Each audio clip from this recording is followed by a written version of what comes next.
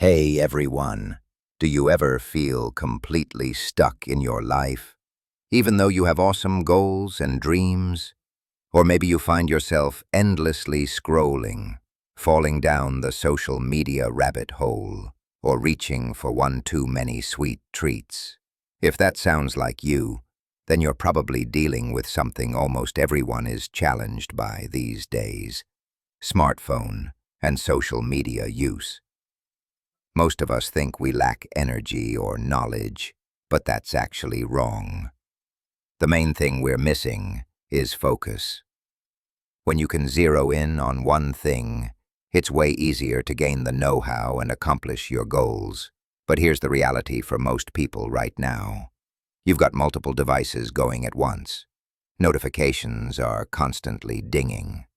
Twitter feeds are running 24/7. You might even be watching a YouTube video or podcast in the background while working. This constant distraction means you need to work on your focus. The scary truth: how smartphones and social media mess us up. On average, people touch their phones around 2,600 times a day. After COVID-19, the average person in India spent about 7 hours a day looking at a screen. That's 7 hours wasted daily, which impacts your studies, job, business, hobbies, and even your mind. Some people get super irritated and restless if their phone is taken away. Many experience stress. It's no doubt a total addiction. Social media addiction can actually be compared to addictions like cigarettes, alcohol, drugs, and gambling. It sounds weird, but the patterns of addiction are quite similar. Dr. Jonathan Haidt points to a period he calls the Great Rewiring of Childhood, between 2010 and 2015. This is when most teens got smartphones with front-facing cameras, and platforms like Instagram took off. Suddenly, it was possible to spend 10 to 15 hours a day on your phone. The alarming statistics. Around 2012, rates of anxiety, depression, and self-harm for girls in the US shot up like a hockey stick. Not a subtle change. Hospital admissions for self-harm and psychiatric emergency room visits show the same sharp increase for girls across developed countries. Boys also experienced a rise in depression and anxiety, usually around 50% to 150%. Today, young people in America spend about 5 hours a day just on social media. Add in video games and other smartphone use, and you're looking at 7 to 10 hours a day. This doesn't even count school time. Our kids used to have a play-based childhood, but since 2010 or 2012, it's become a phone-based childhood, which is incompatible with healthy human development. The science behind the addiction. Dopamine. Dopamine is a neurotransmitter produced in your brain. For a long time, scientists thought dopamine was the pleasure chemical that made us happy, but that's not quite right. Endorphins are actually responsible for happiness and pain relief. Dopamine is mainly connected to motivation and reward. Your dopamine levels rise when your mind anticipates a reward. Think about waiting for your dad to come home with your favorite chocolate. You start salivating just thinking about it. That excitement is your dopamine at work. The problem starts when you get repeated exposure to the same thing, which can lead to a chronic dopamine deficit state.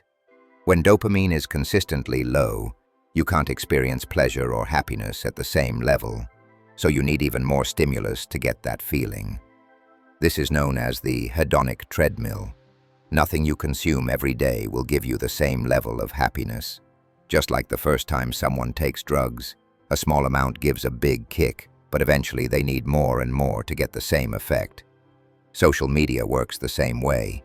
When you see a notification, your brain expects a reward, and dopamine is released. Likes, comments, messages. These give you instant rewards, and your brain says, "I'm happy because of this. I'll do it again." But soon, 100 likes isn't enough. You start wanting more. Why are we so addicted to social media, but not to, say, clearing a difficult exam? The two main reasons for addiction are: 1. Ease of access. How easy is it to get to? 2. Speedy rewards. How quickly do you get the reward? Social media is incredibly easy to access. You just pick up your phone, unlock it, and tap an icon. And the rewards are super speedy. Likes, comments, messages, or the instant entertainment from short videos. This is why apps like TikTok are so addictive. You don't even need to search. Just swipe for a new reward every 20-25 seconds. This is also why reading a book or playing outside is harder. They require patience and effort before you get a reward. Social media companies intentionally design their apps to be addictive. They hire attention engineers who use principles from Las Vegas casino gambling to make these products as addictive as possible. They use infinite scrolling to keep you hooked. Their main goal is to make you spend more time on their platforms because you are the product they sell to advertisers. The solution: a hard reset and sustainable changes. The good news is there are solutions. The concept of a dopamine detox, or fast, is about taking a break from activities that overstimulate you and contribute to compulsive behavior. While you can't truly detox dopamine from your brain, reducing digital exposure is beneficial for your mental health. It can help you feel less tense, less scattered, more mentally clear, more content. It's like hitting a hard reset button. After a detox, you might find pleasure in simple things you didn't enjoy before, like looking at a view or walking without music. Iman Gadzi, who reached $10 million by 21, recommends a 7-day dopamine detox with 4 key pillars. 1. 1 hour a day mobile screen time. Use desktop for work if needed. 2. No YouTube whatsoever, even if you think it's productive. 3. No adult films or Instagram baddies. No imagery that creates an unrealistic pedestal. 4. 10 minutes a day of meditation. Just 10 minutes. This detox is a short burst, not a lifestyle, designed to increase your capacity to focus, be disciplined, and boost your output. Dr. Jonathan Haidt offers 4 crucial norms to restore a healthier childhood, which can also apply to adults trying to regain focus and well-being. 1. No smartphone before high school. Give kids a flip phone instead. 2. No social media until 16. Social media isn't safe for children and makes them brand managers. 3. Phone-free schools. Phones are the greatest distraction in classrooms. 4. More independence, free play, and responsibility in the real world. Kids need adventure and to learn social skills by working things out themselves. Practical steps to break the cycle. To stop any addiction, you need to reduce ease of access and eliminate speedy rewards.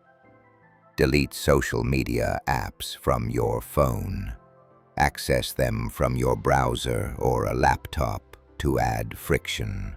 Turn off all notifications. This stops your mind from expecting a reward every minute. If you're very addicted, use private browsing so you have to enter your password every time you log in. Keep your phone silent.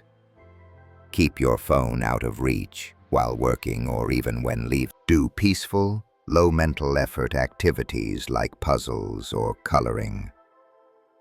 Connect with people in person or remotely, paying close attention to conversations. Engage in team sports or play music collaboratively. These activities provide protective effects and foster real-world social skills. Seek out adventures and independent play. The benefits are real. People who have taken a break from social media report incredible benefits. Increased focus and productivity. Cal Newport, a computer scientist who has never had a social media account, reports being happier and more successful professionally, more time for things you truly value, a sense of clarity, feeling better, less anxious, and more content. Matt Davella quit social media for 30 days and realized he didn't miss a thing. The fear of missing out, FOMO, is often just a fear. Ultimately, social media is an entertainment product, not a fundamental technology. Your professional success comes from doing deep, concentrated work and building rare and valuable skills, not from how many Instagram followers you have.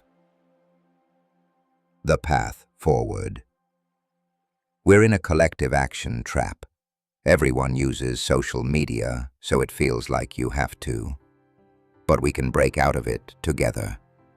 Childhood can be restored, and we can change norms. Talk about this with your friends and family. If you're a parent, talk to other parents at school about implementing these norms. If enough families do it together, your kids won't feel left out.